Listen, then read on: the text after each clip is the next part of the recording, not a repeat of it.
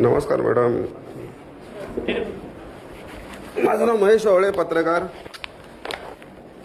मुलुंड कॉलनीत अनधिकृत चाललेल्या बांधकामाबद्दल त्या विषयावर आलो मॅडम. कित्येक तक्रारी होतात मॅडम नागरिकांच्या. भूमाफियावर अजूनपर्यंत MRTP का होत नाही. आता 4 डेमोलेशनची कारवाई झाली मुलुंड कॉलनीमध्ये. एक सर्कलच्या इकडं, एक चांदणी बिल्डिंगच्या बाजूला, पाईपलाईनी समोर, अजून एक हनुमान पाड्यात. मॅडम ज्याची डेमोलेशनची कारवाई झाली ते आहेत ना मॅडम, 10 बाय 10चे रूम आहेत, छोटेसे. ठीक आहे, विषय तो नाही, त्याची निष्कासनाची कारवाई होती. माझा विषय असा आहे, त्या भूमाफिया राम लखनवर MRTP का होत नाही. माझा प्रश्न आहे वारंवार. त्यांनी स्वतःच्या घरचं पण अतिक्रमण वाढीव बांधकाम केलेलं आहे. त्यांना वारंवार सांगण्यात येत आहे, बारवडे साहेब दिशाभूल करतात, चुकीची माहिती देतात. हे भ्रष्ट आहेत का बारवडे साहेब, असा माझा प्रश्न निर्माण होता. साबित नाही, माझ्याकडे पुरावे आहेत, मी मॅडमला पाठवतो आहे. आणि विषय काय मॅडम, नाही विषय काय मॅडम, त्या भूमाफियाला खुल्लं का ठेवलं. आणि अशी परिस्थिती का निर्माण होते की गोरगरीब घर बनवते, जाणीवपूर्वक विलंब करायचा, त्याचं घर बनवून द्यायचं, ते निष्कासनाची कारवाई होती. ती परिस्थिती निर्माणच होणार नाही. जर तुम्ही त्या रामलखन भूमाफियावर MRTP घेणार तर ती परिस्थिती निर्माणच होणार नाही. आणि ऐकून घ्या, आता हे तक्रारदार, हे किती मोठा भ्रष्टाचार चालू मुलुंड कॉलनीमध्ये. गोरगरिबांचे घरं तोडायचे. एक छोटासा उदाहरण आहे. नाही, मी माझ्या एक मॅडमला सांगतोय.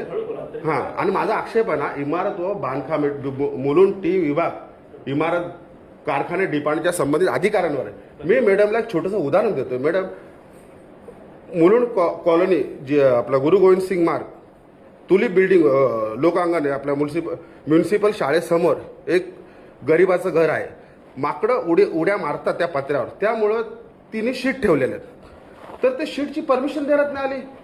ते गुजूर लोक आहेत, त्यांच्या घरी पेशंट आहेत. त्याच्या बाजूला एक मोठी इमारत, तळमजला अंडरग्राऊंड तयार होते, युनिटी फायनान्स बँक. त्याच्यावर स्टे आणलेला आहे.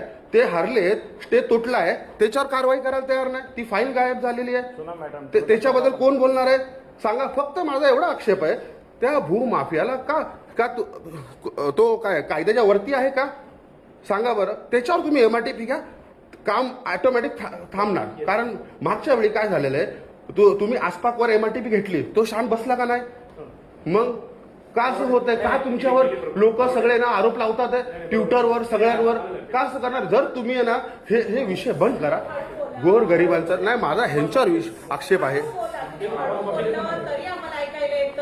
गोर गरिबांचे घरं तोडू नका आणि मतभेद करू नका. मोठमोठे इमारती आहे ना तुम्ही तोडत नाही आणि गोरगरिबांचे घरं पटकन तुम्ही तोडता आणि ते मग स्टे आणता, स्टे मग हॉलिडेमध्ये काम पूर्ण करता. हा सगळा खेळ चालू, हा मतभेद चालू नाही का.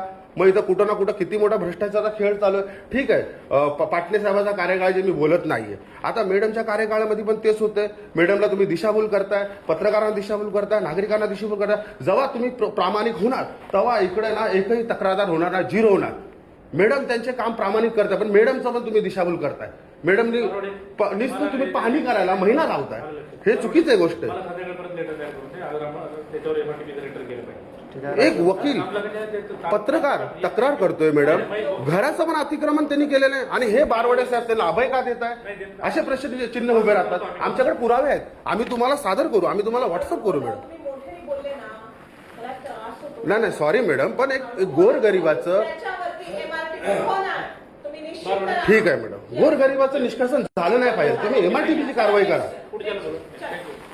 गोरगरिबाचे घर तुटले नाही पाहिजे कॉलनीमध्ये, नाहीतर मी इथं उपोषणाला बसणार. तुम्ही भूमाफियावर कारवाई करा.